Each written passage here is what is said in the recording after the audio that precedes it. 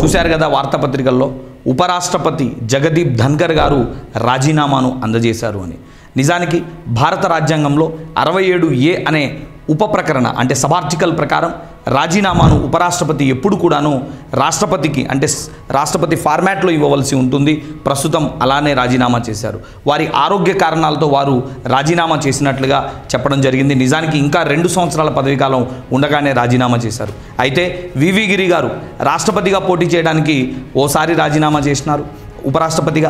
అలాగే భైరాన్ సింగ్ షెకావత్ గారు రాజీనామా చేశారు. అంటే పదవిలో ఉండి రాజీనామా చేసినటువంటి ఉపరాష్ట్రపతులు 3, ఒకటి వివి గిరి గారు, భైరాన్ సింగ్ షెకావత్ గారు, ఇప్పుడు జగదీప్ ధన్కర్ గారు.